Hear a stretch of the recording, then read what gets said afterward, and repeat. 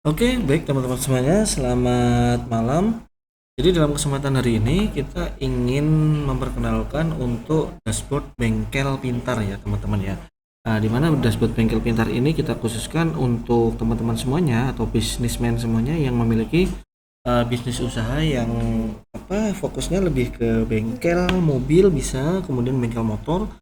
Bukan hanya itu, jadi kayak reparasi dan lain sebagainya, servis-servis yang berhubungan dengan sejenis itu bisa teman-teman ya.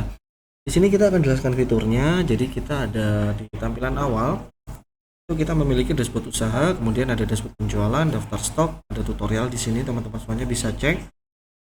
Kemudian ada laporan penjualan di bagian depan, kelola stok, manajemen produk, sama buat nota ya. Jadi di bagian depan ini teman-teman semuanya bisa melakukan jam kira-kira mungkin shortcut kan ya. Jadi kita sudah buatkan shortcutnya dari depan supaya mungkin lebih memudahkan buat teman-teman semuanya melakukan overview. Nah, di dashboard usaha kita tinggal klik saja teman-teman ya. Di sini kita sudah ada jumlah aset tetap, kemudian nominal aset, total supplier, pembelian aset, total karyawan, ada semuanya. Di sini juga sudah kita siapkan dashboard untuk omset global ya. Jadi buat teman-teman semuanya bisa cek di sini dan bisa di filtering juga 2025, 2026 misalkan ini adalah ringkasan omset tahun 2025 atau 2026 misalkan seperti itu. Nah, kemudian di bagian sidebar kiri kita sudah lengkapi juga dengan master stock. Di mana master stock ini kita melakukan pendaftaran stok ya teman-teman ya. Di sini sudah kita siapkan kategorinya, ada part engine, part body, fast moving, pelumasan sampai ke lain-lain ya. Kira-kira di bawah ini bisa dilakukan pemilihan secara mandiri. Kemudian ada master karyawan juga perlu didaftarkan juga. Jabatan sudah kita siapkan lengkap. Ada kepala sales, staff, kepala mekanik dan sebagainya sudah ada semuanya ya di sini. Nah, kemudian di sini juga ada master aset tetap. Master aset tetap itu banyak sekali, ada peralatan mekanik, alat ukur, alat elektro, sampai bangunan ya, renovasi kendaraan itu juga sudah kita siapkan. Oke, kemudian di sini juga ada laporan aset, laporan pelanggan. Kemudian ada lagi laporan karyawan. Nah, di sini sudah tinggal klik saja teman-teman ya. Kemudian di bagian selanjutnya kita ada yang namanya dashboard penjualan. Nah, dashboard penjualan ini di bagian kiri ya, itu langsung masuk ke dashboard usahanya teman-teman ya di sini. Nah, di mana dashboard ini itu adalah dashboard ringkasan dari penjualan teman-teman semuanya yang secara otomatis nanti akan update di bagian sini teman-teman ya. Di bagian dashboard ini kita sebut sebagai dashboard kasir, di mana di sini ada total produk terjual, total pelanggan, total penjualan, total produk stok, total nominal, dan di sini itu adalah bulanan.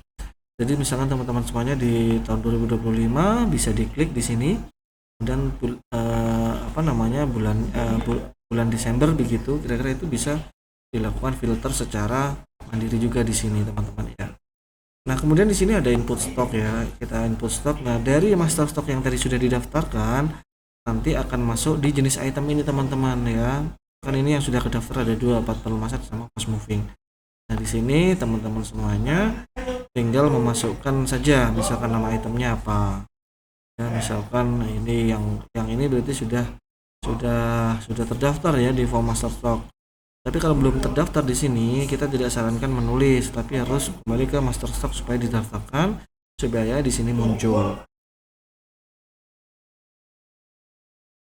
Nah, kemudian di sini juga ada laporan stok masuk ya. Laporan stok masuk itu nanti akan kelihatan misalkan periodenya kapan ya, di sini bisa dilakukan juga untuk cross check di stok teman-teman semuanya. Nah, kemudian update stok terkini ini akan men-trigger nanti pengurangan stok yang sudah masuk sama stok yang sudah terjual. Ya, buat teman-teman semuanya itu tidak perlu bingung juga. Oke, nah kemudian di bagian di bagian input penjualan kita ada form input penjualan ya teman-teman semuanya. Nah, di mana form input penjualan ini nomor transaksinya itu akan terjadi secara otomatis. Nah, di mana di sini adalah ada TRX ya, TRX itu transaksi misalkan nomor sekian itu akan tergenerate secara otomatis sesuai dengan sistem. Nah, misalkan nama pelanggan siapa, nah ini bisa langsung diisi nama partnya apa.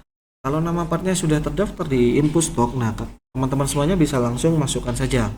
Tapi kalau tidak ada ya berarti ditulis manual saja di sini. Ya, nanti ditulis di sini manual dan di sini quantity berapa. harga jualnya berapa, total harga berapa, modalnya berapa, harga jasa berapa ya, grand total berapa, mekaniknya siapa. Nah, ini bisa langsung dipilih teman-teman. Makanya kenapa tadi kita sarankan ke master karyawan dulu untuk melakukan pendaftaran ini ya. Kemudian nanti kita klik simpan. Jadi kita akan jelaskan di video yang selanjutnya. Jadi kita fokus di perkenalan dulu. Nah, kemudian di input penjualan kita juga ada laporan penjualan, kemudian sama buat nota teman-teman. Nah, di mana nanti ini akan terintegrasi secara penuh.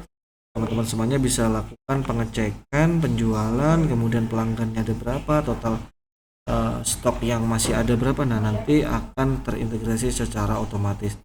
Oke, baik, mungkin seperti itu untuk perkenalannya. Jadi di bagian dashboard ini kita memiliki dua dashboard, yaitu dashboard penjualan dan juga dashboard yang untuk di bagian manajemennya atau di overview dashboardnya seperti ini. Oke, baik teman-teman semuanya, nanti setelah ini kita akan coba buat video secara detail bagaimana proses input datanya ya. Oke, baik, sekian, selamat malam.